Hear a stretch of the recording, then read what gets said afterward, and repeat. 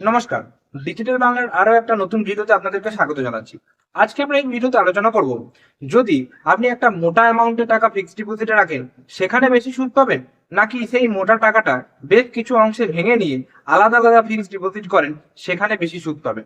আজকের এই ভিডিওটি সম্পূর্ণ দেখুন, তাহলে পুরো বিষয়টা বুঝতে পারবেন। অনেকের মনে ধারণা থাকে যে আমার কাছে মোটা টাকা আমি যদি কেটে কেটে আলাদা ফিক্সড ডিপোজিট করি তাহলে সেক্ষেত্রে হয়তো বেশি টাকা পাবো। তাহলে বেশি টাকা পেলেও কতটা বেশি টাকা পাবে সেটা জানতে পারবেন। আমি ধরে নিলাম আপনার কাছে অ্যামাউন্ট রয়েছে 10 লক্ষ টাকা। সেই 10 লক্ষ টাকা আপনি ফিক্সড ডিপোজিটে রাখছেন একটা ফিক্সড ডিপোজিটে, অথবা সেই 10 লক্ষ টাকাটা আপনি 1 লক্ষ টাকা করে 10টা ফিক্সড ডিপোজিট করছেন। তাহলে সেক্ষেত্রে কোনটাতে বেশি আপনি সুদ সহ রিটার্ন পাবেন? দেখুন, আমি বোর্ডে হিসাব করে রেখেছি, আপনার বুঝতে সুবিধা হবে। এছাড়াও আপনি হিসাব তো যদি জানতে চান তাহলে তো এখন ওয়েবসাইটে যে কোনো আপনি ব্রাউজারে গিয়ে সার্চ করবেন এফডি ক্যালকুলেটর বলে, সেখানে রেট অফ ইন্টারেস্ট, টাইম সবকিছু দিয়ে আপনি অটোমেটিক নিজেই দেখতে পারবেন। তাও আমরা এখানে দেখানোর চেষ্টা করছি আপনাদের বোঝার সুবিধার জন্য। আমি যদি প্রথমে 10 লক্ষ টাকা একটা ফিক্সড ডিপোজিটে রাখি, দেখুন এখানে আমার 1 লক্ষ টাকা রয়েছে, সরি 10 লক্ষ টাকা রয়েছে, সেটা আমি রাখছি 10 বছরের জন্য। এবং আমি ধরে নিলাম অ্যাপ্রক্সিমেট আমার সুদের হার হচ্ছে 7%। এবং আমি যখন টাকাটা রাখবো 10 বছরের জন্য, তাহলে আমি সুদ কত পাচ্ছি? তাহলে দেখতে পাচ্ছেন যে সেখানে আমার সুদ দাঁড়াচ্ছে এস্টিমেট, অর্থাৎ এস্টিমেটেড সুদ দাঁড়াচ্ছে আমার 10,01,597 টাকা। এবং আমি সুদ সহ অর্থাৎ সুদে আসলে টোটাল রিটার্ন পাবো 10 বছর পরে 20 লক্ষ টাকা, অর্থাৎ 20,01,597 টাকা সুদ সহ রিটার্ন আমি কিন্তু পাবো, যদি আমি 10 লক্ষ টাকা রাখি ফিক্সড ডিপোজিটে এবং যদি আমাকে সেখানে অ্যাপ্রক্সিমেট 7% সুদের হার দেওয়া হয়ে থাকে।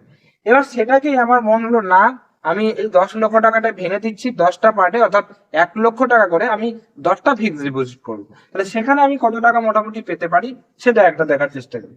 তাহলে মনে করুন আমার এখানে 1 লক্ষ টাকা রয়েছে, সেই টাকাটা আমি 10 বছরের জন্য যদি রাখি 7% সুদের হারে, তাহলে সেখানে আমি টোটাল সুদ পাচ্ছি 1 লক্ষ টাকার জন্য 10 বছরে 1,01,60 টাকা সুদ আমি পাচ্ছি। এবং সুদ সহ আমি রিটার্ন পাচ্ছি 2,01,60 টাকা 1 লক্ষ টাকার জন্য, কিন্তু সুদ সহ রিটার্ন পাচ্ছি 10 বছর পরে। এবার এই টাকাটা আমি যদি 10টা এফডি করি তাতেও একই হবে। তাহলে 10 লক্ষ টাকার জন্য কত হচ্ছে?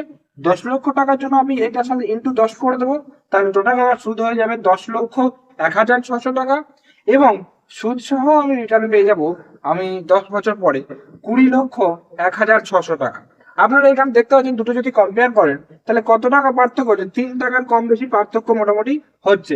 এখানে 20,01,597 টাকা, এখানে 20,01,600 টাকা, প্রায় সমান, মানে সমানই, প্রায় নয়। এটা তো অ্যাপ্রক্সিমেশন, মানে এটা অ্যাপ্রক্সিমেট ভ্যালু আপনাকে বললাম, কারণ এবার যখন আপনি ইনভেস্ট করবেন সেখানে কিরকম কি সুদের হার রয়েছে সেই সময়ে, হ্যাঁ, সেই বেনিফিট গুলো আপনি তখন পরে জানতে পারবেন। এটা জাস্ট আপনারা আন্দাজ পেলেন যে আপনি 10 লক্ষ টাকা, 1 কোটি টাকা যদি একটা এফডি করেন, অথবা সেই 1 কোটি টাকা আপনি 1 কোটি ভাগে ভেঙে 1 কোটিটা এফডি করেন, তাতেও আপনি দুটো ক্ষেত্রে একই রিটার্ন পাবেন।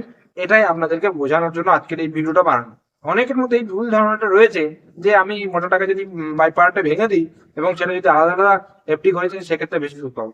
হ্যাঁ, অবশ্যই পাবেন, পেতে পারেন, কিছুটা যদি ট্যাকটিক মানে মানে কৌশল লাগার আর কি। মনে করুন আপনি স্টেট ব্যাংকে রাখলেন সে 1 লক্ষ টাকা, সেখানে দেখা গেল 7% সুদ দিচ্ছে।